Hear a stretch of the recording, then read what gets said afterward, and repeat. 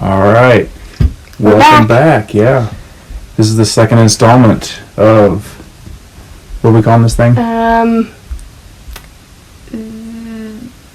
don't know yet, but The Ice Wolves podcast thingy. Okay. Bobby. When we last left our heroes, we just finished chapters 1, 2, 3. In Kansas, and now we're in Colorado. That's right. We're in a bedroom in a cabin in Colorado, Rocky Mountains. That's why the audio might sound a little bit worse than last time. Might be better. You don't know. Yeah, it might be better. So we're taking a little break from vacation to record this and discuss chapters 4 through 7. Should we just jump right in? Yeah. All right. Do you want to talk about? Okay. Chapter 4 starts off naked in the alley. Mr. Anders has just finished transforming back into a person, and he's naked and he's scared because, I mean, what is he, 13 years old? Yeah. Nothing is more scary for a 13-year-old boy than to be naked. And then 3 wolves sniff him out. And they come up and they transform into 2 adults, male and female, and 1 girl. And they give him clothes. And We're introduced to these new characters. The girl is named Elizabeth, and she's short like Raina, and she's wiry and short, has short black hair with curls. She has white skin and lots of freckles. And the man, his name is, how do you say his name? Hayn, H-A-Y-N. I kind of did Hayen. Hayn. I don't. Let's choose. How are we going to say it? I thought Hanes, like your underwear, spelled kind of like that. But Hayn or Hayen. How do you want to say it? You choose. Hayen. Hayen! Alright.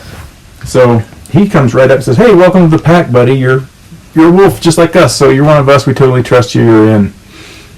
And it's pretty much, isn't that kind of how you thought he acted? Yeah, he's like, A little bit more formal, but well, you're in now. yeah, part of the pack.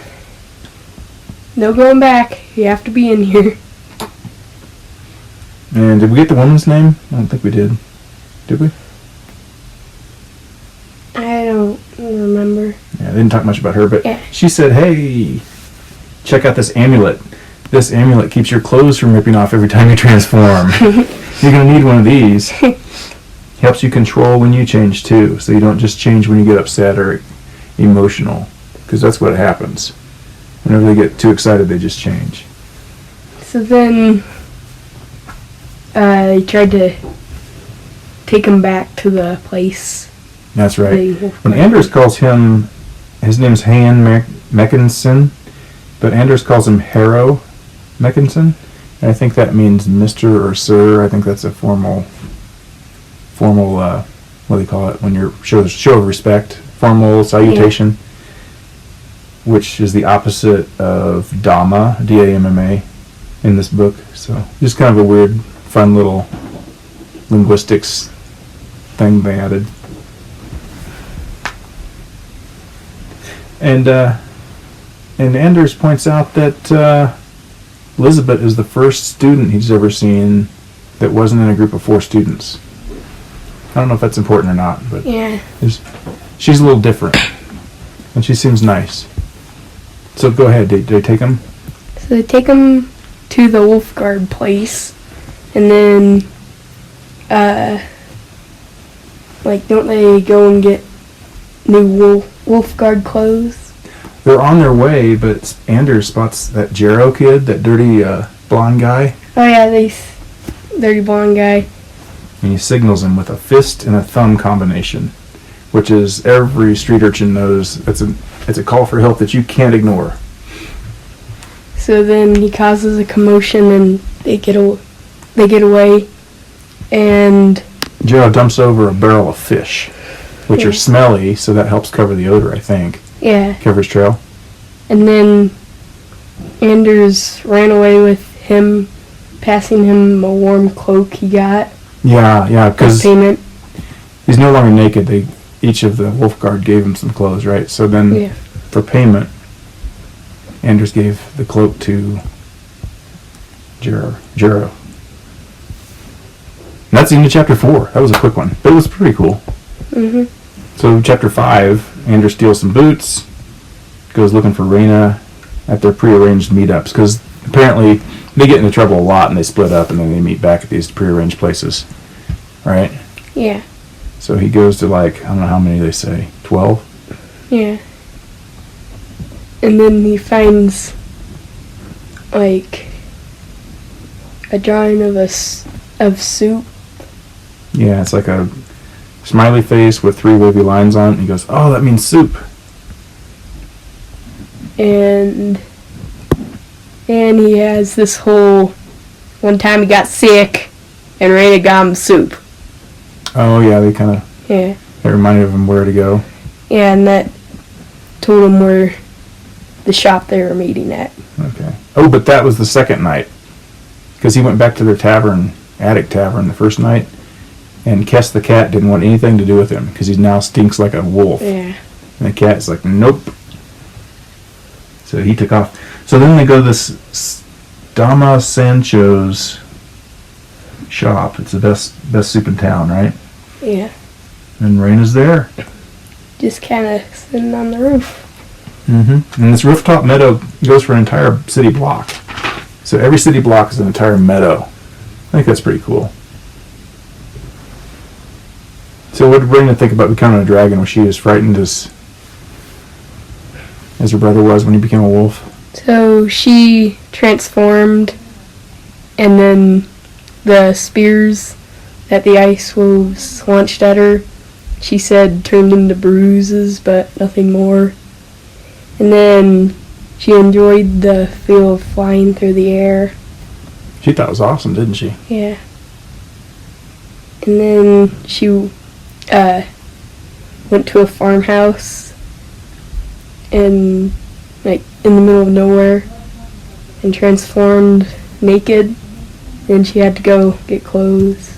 Oh yeah, she got a nice Yeah. pretty blue, what, dress? Mm-hmm. Yeah. And then Anders had to explain that he transformed into a wolf. Oh yeah, because she didn't see that. Yeah. She just flew off and did her own thing.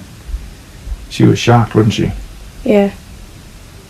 Then they had the whole talk of, we're still twins. He was questioning that for a minute. Yeah. He's like, am I really even related to this girl?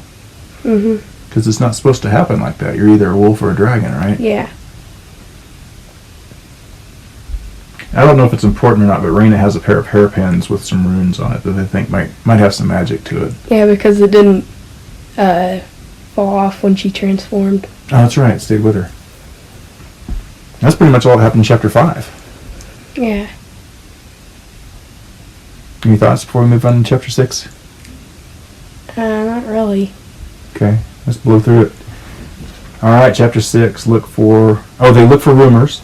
They go, Yeah, they look for rumors about what happened at the various places. Reyna stayed on the rooftops because she might be recognized. oh yeah, the whole wolf guard's looking for her, right? Yeah. Because they think she's a spy. I think she was sent there to, oh, this comes up. One of the rumors are that, dragons are evil and always prey on the weak. And another rumor was Reyna was trying to break the staff so that nobody could test the kids and then nobody would ever transform, right? Yeah. So there wouldn't be as many wolves. And she gets mad and almost transforms when she hears that one. Yeah. And then she gets mad again. Then what happens? Then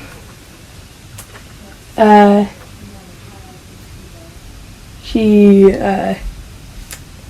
transforms. She loses control and transforms. Immediately she's surrounded by 6 wolves. And they're like, get her! Yeah. And so Anders transforms too because he gets excited, right? Yeah. There go his clothes. There go her clothes. And then, surprise, surprise, a second dragon just appears in the sky. And everybody takes cover. Except this one guy and one woman. Yes. And they kind of walk out. And they go into a 3-point stance. That means 2 feet and 1 hand on the ground.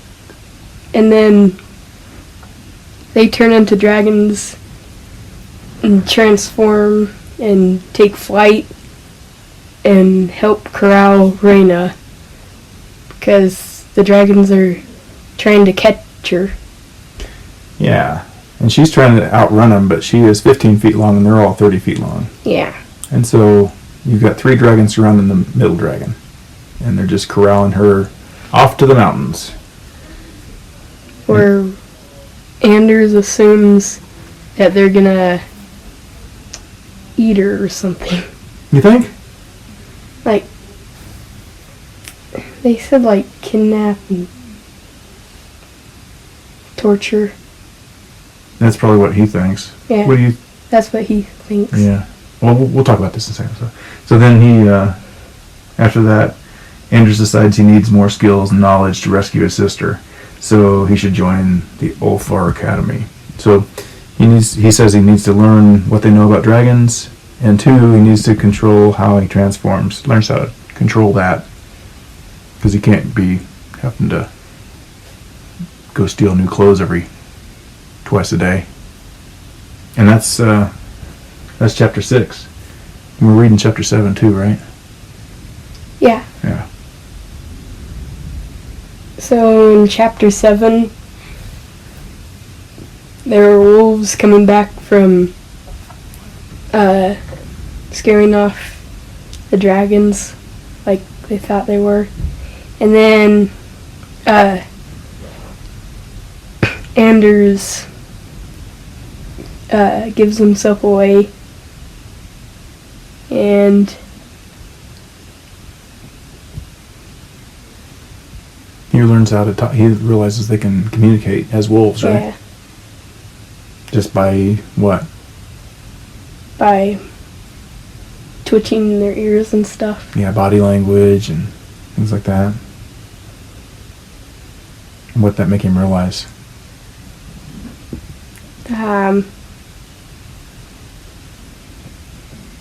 It would be really hard or impossible to lie to them because he would accidentally give away what he was thinking. Yeah, that's going to be tricky for him, isn't it? Well, since he's already decided to train with them, then they go into the Ulfar Academy. And in contrast to the city that has colorful greens and yellows and blues, inside the academy courtyard was a grim blue-gray stone. And there's a quote from the book. It looked like weeds wouldn't dare grow up from between the cracks. Everything is an orderly design, and it's really dull, but kind of harsh, tough.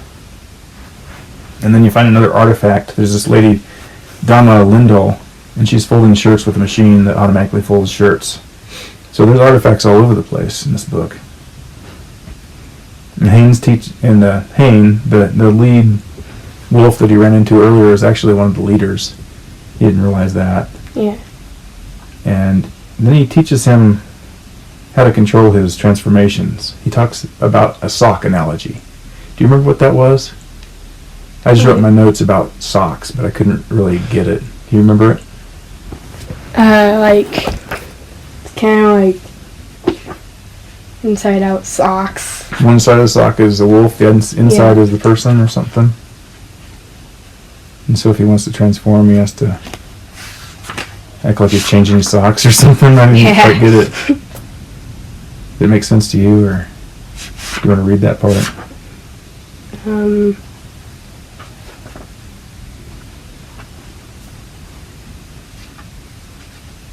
It's okay if you can't find it right away. It's not. It was just kind of weird. I thought it was kind of nice of him to try to help already help train him.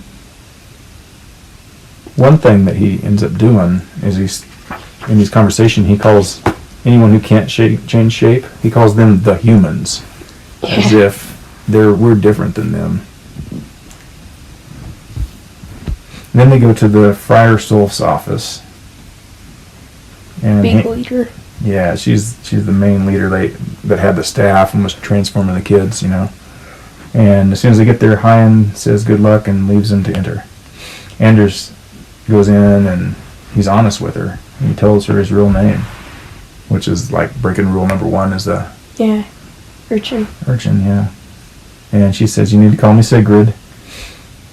And she has, she basically welcomes him, and she says, "Oh, she's got a magic mirror for communication, so she can just talk in this mirror." And Yeah. I don't know if It's the other like- person has to have a mirror. They don't. She just talks to whoever. I think it's like a cell phone that when Anders was talking to her, she kind of like looked away and then was talking to her into her cell phone, which was really rude. Well, I don't know if opinion. it's a one-way deal. I think you just have to have that mirror, and you can talk to anybody you want. I don't think they have to have a mirror too, but I don't know. It was pretty cool. So she says, "Hey, send in Lisbeth." So Lisbeth comes over and says, "Hey, I'm here. What do you want?" And then she assigns her to show Anders around, and Anders is like, "Why? Why does it have to be the same girl who saw me naked on the Pretty much, streets?" yeah. And so she kind of helps him get settled in, shows him the room that apparently he's gonna share a room with Lisbeth and another boy and another girl, which was kind of weird, I thought, because they're not even Yeah. teenagers yet. But she comes and gets him, gives him a uniform, and they go back to that lady who was folding clothes, that Lindahl, and she gives him a new amulet, Mm-hmm. and then they go to their room. Anders is thinking, "Man, I should steal another one and give it to my sister so she can control her stuff too." Yeah. So we tried to see the combination on the lock, but she hit it low. I missed that part. Good catch. We saw like a 6 and a 5, and that's it. Okay. So, we learned a little bit about the other two people. Victoria is a girl, roommates. Victoria is a girl, and she's kind of spoiled. She doesn't make her bed. Kind of a rich girl. Yeah. And then Zacharias is a boy, and he can draw really well. Usually does wolves and dragons. Mhm. And then right towards the end of the chapter, Elizabeth says something interesting. She says, "Yeah, Zacharias is a good artist, and that's unusual because dragons are usually the artists." So, I think Elizabeth knows some things. Yeah. So that's the end of chapter 7. What do you think about this little section? Any general comments?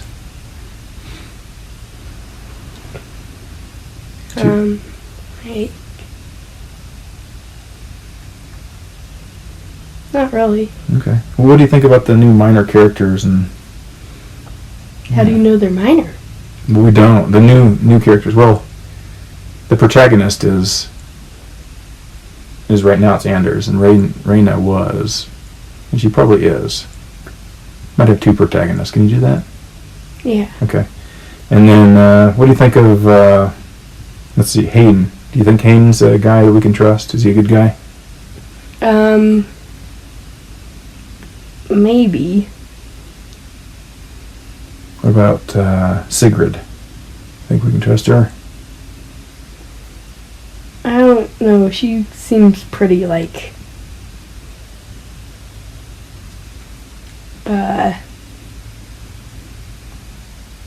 mean and doesn't like the dragons at all. And he's trying to get Yeah. As I'm asking you these questions, I think that the Wolfguard kind of have their own agenda. They're just like warriors against the dragon no matter what. And the dragons probably are the same way. They're against all the Wolfguard, if not all the people. What about Lisbeth, though? She seems kind of neutral. She seems kind of Yeah. open, and maybe she could be convinced to be cool.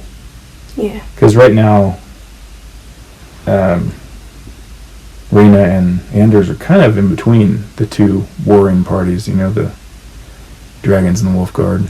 I just had a thought. If you look at the cover, Mhm. the girl on the right looks kind of like Elizabeth. Let me see. Yeah. Yep. That might be her. Because she's wearing the same Wolf Guard outfit. White skin, dark black hair, curly. Yeah, I bet that's her. So now we know she's a good guy. Probably. Because you can always trust the book by its Yeah. cover, right? Okay, what do you think Haynes' opinion and the other Wolf Guards are of us humans? What do you think they think of us? Probably weak, always getting into trouble. Do you think they don't like us? Do you think they think they're better than us? I don't know. I don't either. I just wonder if they think they're here to protect us, or if they're just more like, I don't know. I don't know why they do what they do. If they think less of us than, if they think we're not as good as they are. Why would they protect us? Maybe because they have family and stuff. Yeah, I bet that's it. They probably still are a little bit connected to the humans, as they Yeah. call us. Humans. Alright, here's my last question for you. Since Anders is alone for the first time in his whole life, he doesn't have Raina to make all the decisions for him. He has to make the decisions and take the actions himself. Do you think his character is starting to mature or change any?